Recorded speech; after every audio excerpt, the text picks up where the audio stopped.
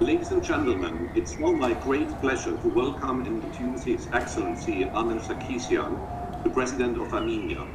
Dr. Sարգսյան has served as President of Armenia since April 2018.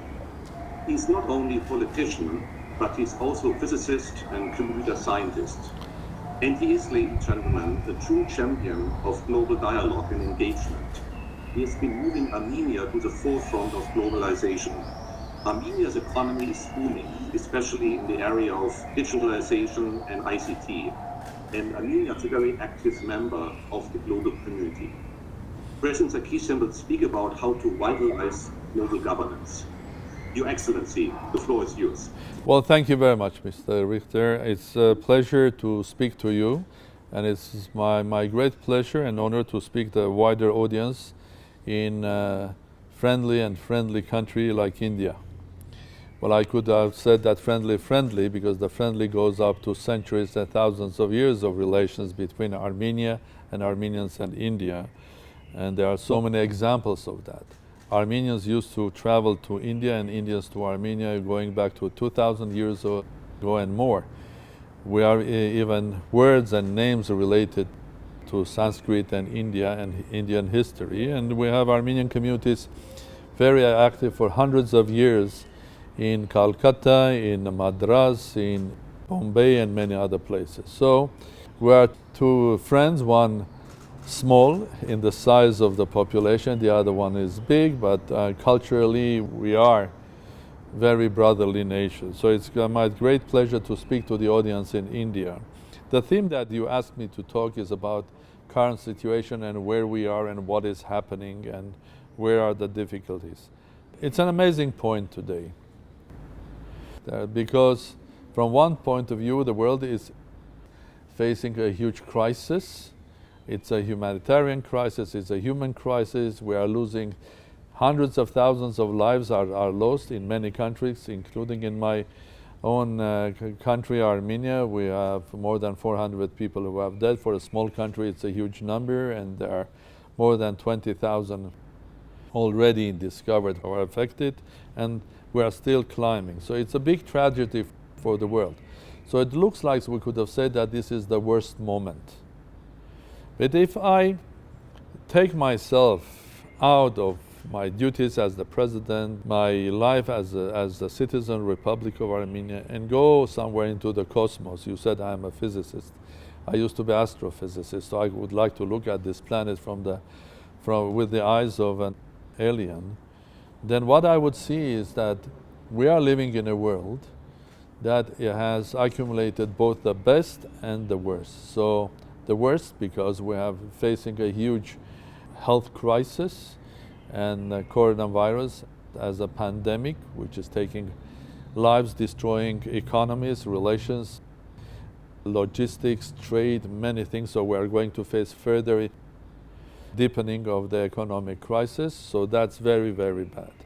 But if I look at the world just days or months before the coronavirus started, and maybe if I will have an ability to look after, then I would say that probably from the point of view of humanity, we are living the most exciting times.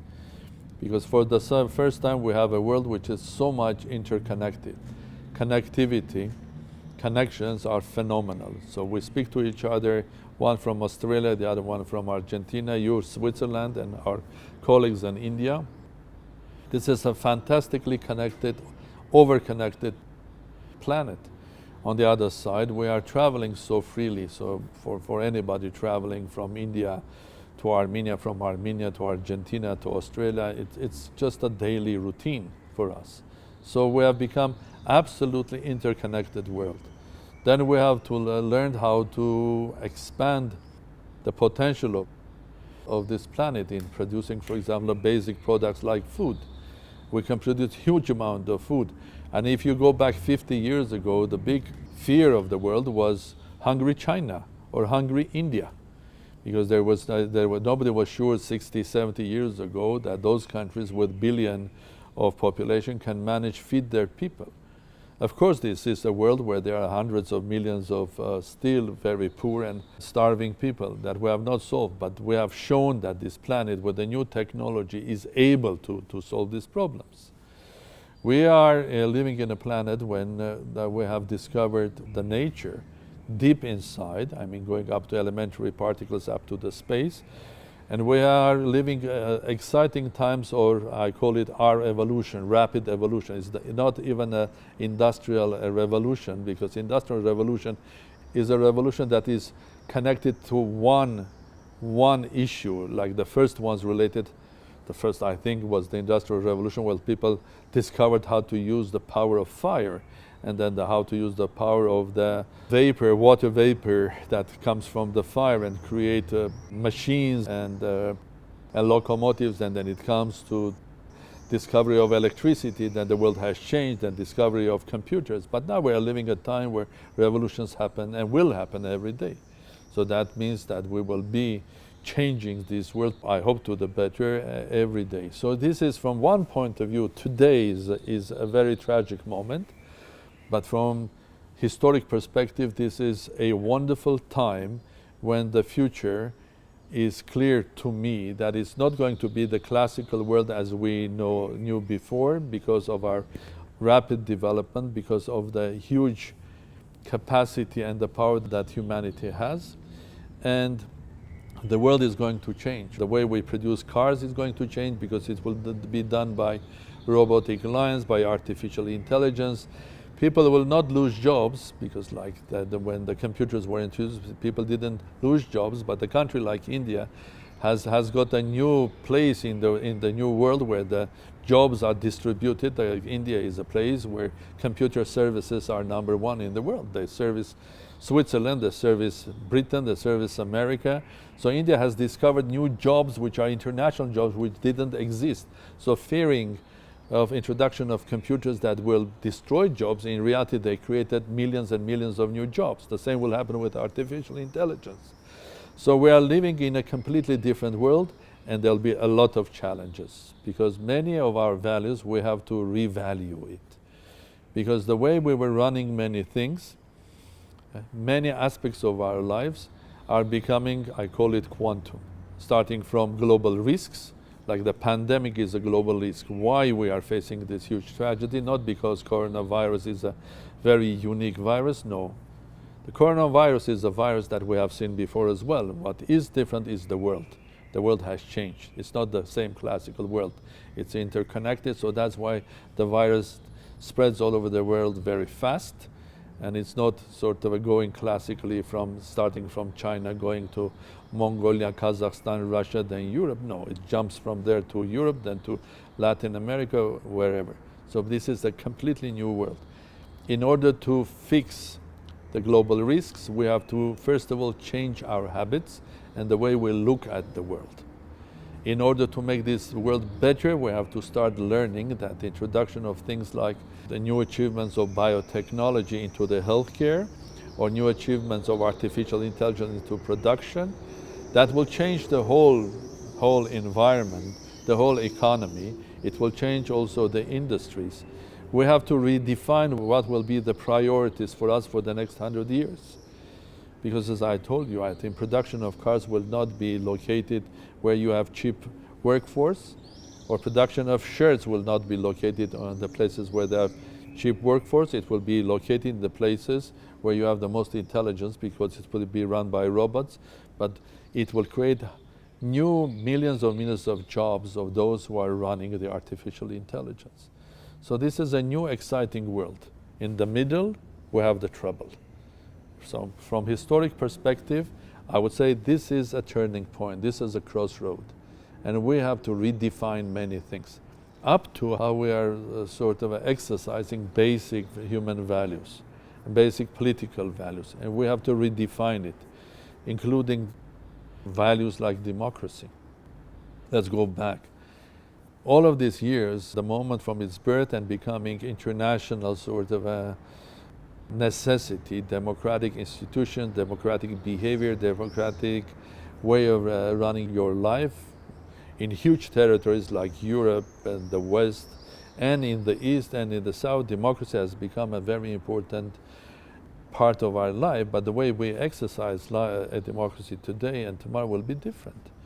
I think just simple election when you go to the polling station and just basically you vote for the next MP, and then he is responsible for you, and he comes and tells about his achievements or failures, let's say once or twice a year, and then in 5 years you have to re-elect her or him. It's going to be different, because the politicians are responsible of whatever they do today daily, because there's Facebook and the voters vote daily. So there is a huge, and will be a huge change of the way we behave. Look at the world.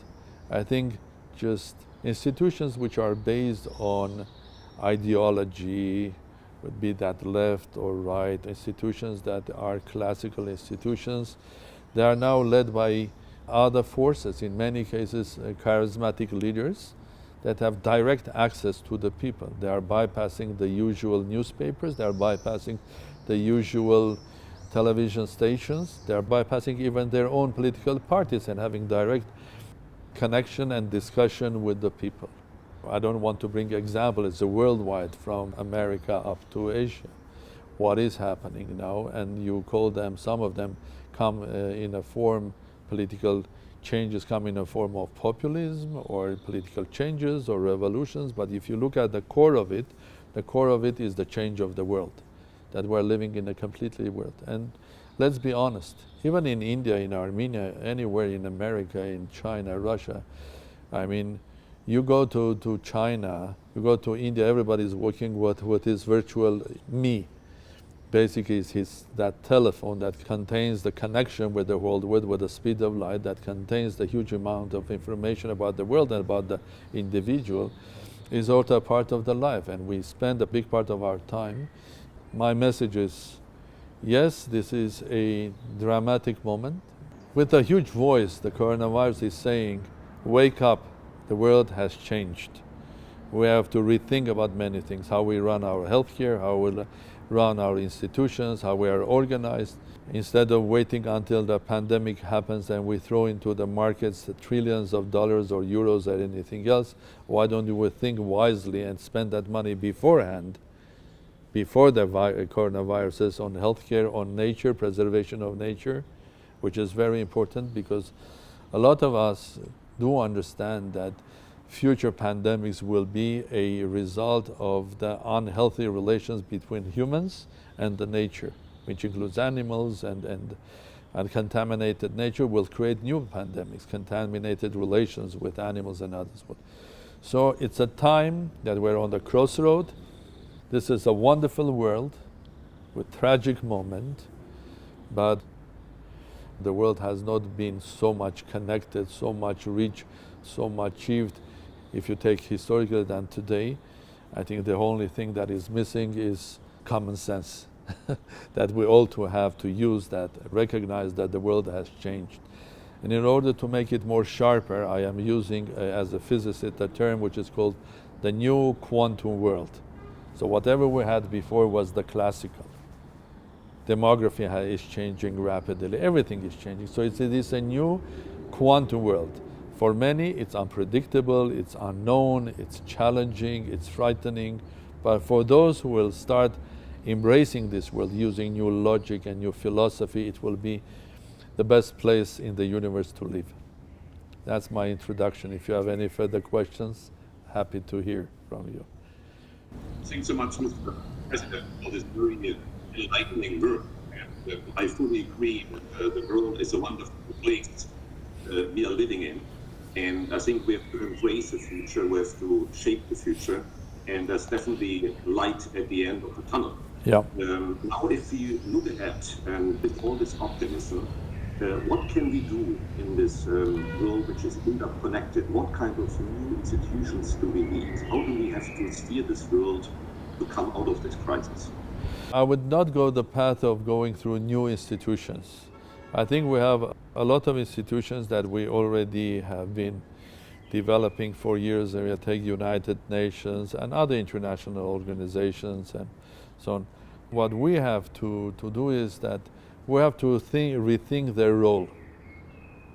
How they have to act the next 10 years or 20 years, what sort of powers we have to give them into this new quantum world.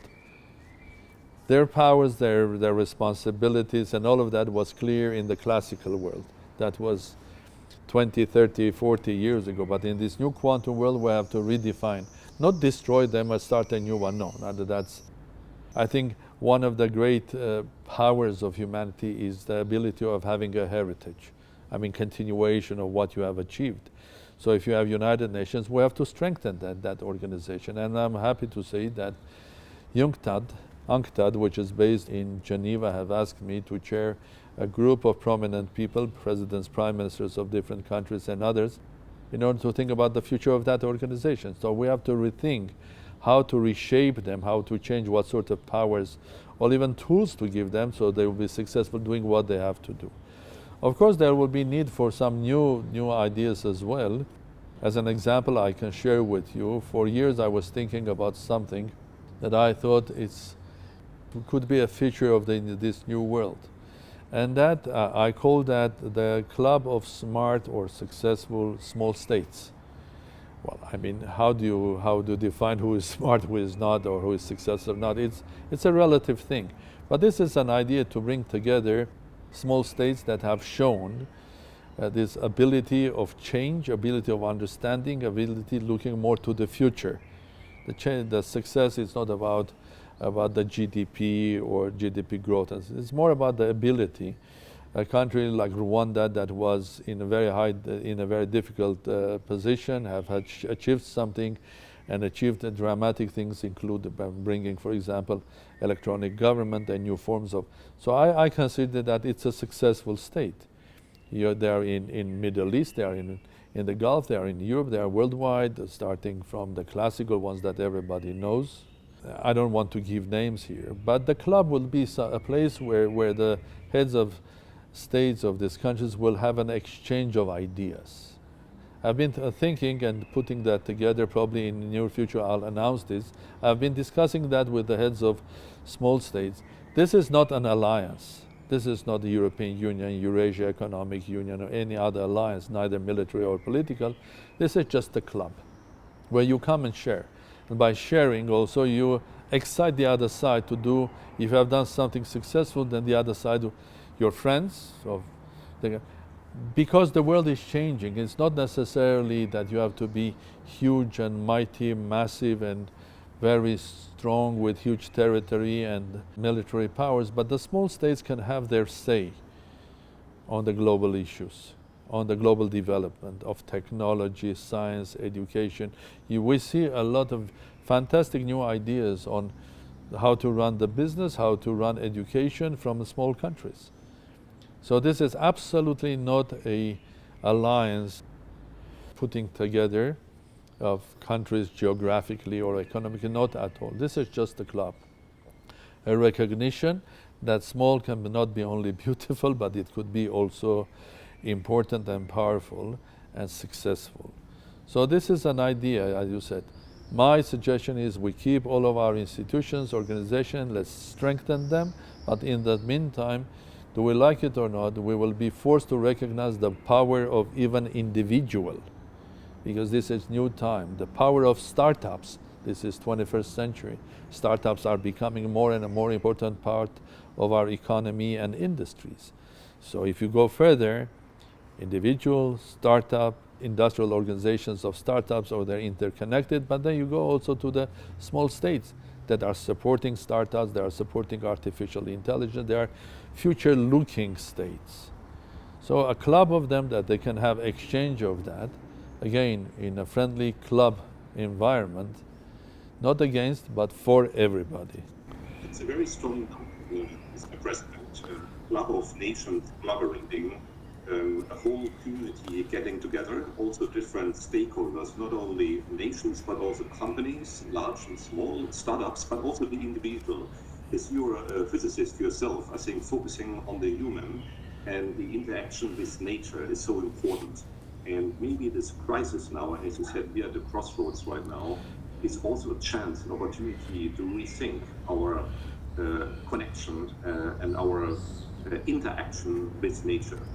So, with many things. It's a sort of a cold shower to humanity that the world has changed. It's the time that we start recognizing and rethinking many of our values. Yeah, I think it's a good time to take a step back and rethink our models. As you said, we have to reinvent, not coming back to the new normal, but to the new kind of atomic thinking, forward thinking, and using science to make this happen. Yeah. So, Mr. President, thank you so much for this very powerful message this morning. All the best to Yerevan, and I should also mention to the audience here that Horasis is planning a big summit in Yerevan in October, of course, COVID permitting, and we're very much looking forward to collaborate with Armenia and with your good self, Mr. President. Well, thank you very much indeed. Well, my final message, welcome to the quantum world that we have to reshape together. I will be very happy to greet all of your friends and colleagues that are watching in Armenia, but in the meantime, use this. Yeah, Health is important. Exactly. Thank you very much. Thanks so much, Your Excellency, Mr. President. Thank you.